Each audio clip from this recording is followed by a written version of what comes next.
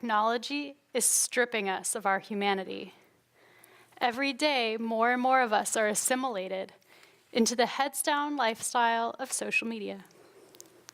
And we tell ourselves it's fine, I'm socializing, but it's not fine. Technology has become the gatekeeper for human-to-human interaction. And it's created this paradox where as our networks get broader, our relationships get shallower. And while we're constantly connected, we are completely alienated from each other. Technology has changed everything about how we relate to each other. But the good news is that technology also holds the key to the solution. Open source is a term that was coined in the 1990s to describe software where the source code is available for anyone to access, learn from, and improve upon. But the idea wasn't even new then. Since the 1940s, when software developers were just getting started, they've been sharing ideas and code with each other in order to promote and advance the field of computing. Now, open source is a term that's used to describe a way of working in everything from education to government to healthcare. And I'm a programmer, but I'm also a mom. And in my life, these two things are not mutually exclusive, because when I'm with my kids, the principles with which I live at work, they don't go away. Because I believe that the principles of open source are not only helpful in advancing the field of computing, but also can help advance humanity. And by living and making decisions in an open source way, we're able to reclaim a bit of that humanity that's lost when we let technology come between us. One of the first lessons that we learn as a child is the importance of sharing. A baby hands a toy to a parent and beams as the parent says, "Thank you," and hands the toy back. And after hundreds and hundreds of times of doing this, the baby learns that sharing does not mean losing. Sharing makes people happy. But somewhere along the long journey to adulthood, we forget this important lesson. As an adult, sharing means losing control. And transparency means exposure. So I challenge you to open up a little bit, share something personal about yourself with somebody that you don't know that well. You'll find that sharing deepens your relationships, and it reminds us that there's more that unites us than divides us. Another early childhood lesson is that it's not possible to do everything by yourself. I have to say this over and over again every single day to my 1-year-old and my 4-year-old and myself, because sometimes it feels like I'll just do a better job if I did this myself. But you have to remember that proverb, if you want to go fast, go alone. And if you want to go far, go together. We're all in this mess together.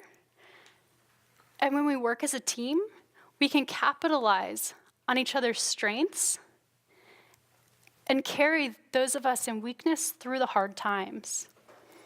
Which brings me to failure. None of us are perfect. You will fall down, you will crash, you will cry, and you will want to stay there, especially if you're alone.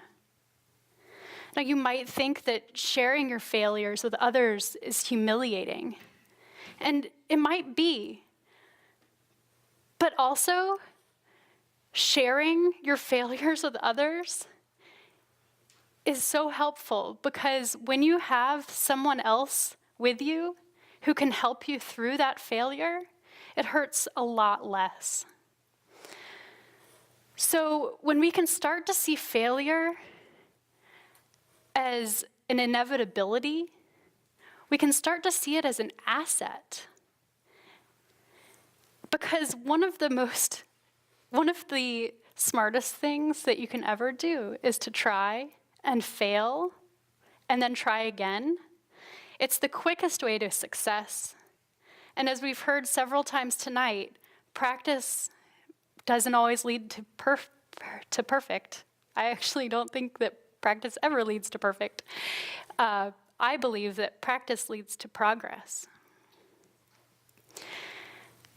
When you're entrenched in a problem, sometimes it's best to just take a step back and try a change of perspective. We don't all have the answer, and we don't all think the same way. So a good idea can come from anywhere. And don't close yourself off to it based on preconceived notions. Don't judge a book by its cover, and don't judge an idea based on the person behind it. When it's in the third person, this is way easier. Is this idea better than that idea? But when you throw yourself into the mix, it's a lot tougher. Is their idea better than my idea? Trying to be an impartial judge of merit when you're in the running, it is tough. Being objective sometimes means throwing out your own ideas or admitting that you're wrong. And that can be really hard, but sometimes it's just the right thing to do.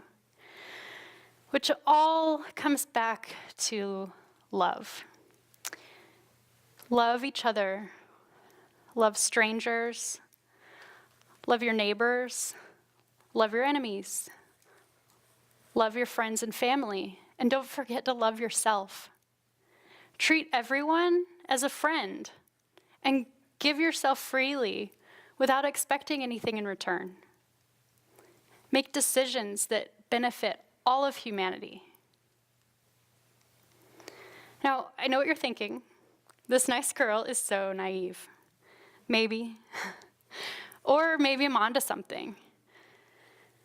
The psychologist Abraham Maslow developed a hierarchy of human needs, which is represented by a pyramid, where the most basic of needs are at the bottom, and you can only ascend to a higher level once the needs of the lower tiers are met. Now, I'm betting that everybody in this room has your physiological needs met, and I'm hoping that you've all had your safety and love needs met as well. And I don't know about you, but personally, I'm struggling with esteem. I suffer from depression and anxiety and feelings of self-doubt and imposter syndrome. And technology only feeds into this because social media is perfectly designed to keep us down. Every time I go online, I find myself thinking, man, everybody else is so much happier than me. Everybody else has it so much easier than I do, and nobody else is struggling as much as I am. But all of those things are categorically untrue. And this is where Living Open Source can help. Because when we share and work together and fail and are objective and love, we build a community of other humans who love us and want to help us succeed. And when we work together as a team to reach these higher objectives together, we build each other up. And only then are we able to reach the pinnacle of human experience, self-actualization. And at that point, we're able to fulfill our full potential as humans. So let's seize the humanity that is lost when we let technology come between us. And remember, it's fine to have a big network, but don't let your personal and important relationships suffer as a result. And stay constantly connected. But remember, you're not alone. And we're in this life to live it, so let's make it a good one. Thank you.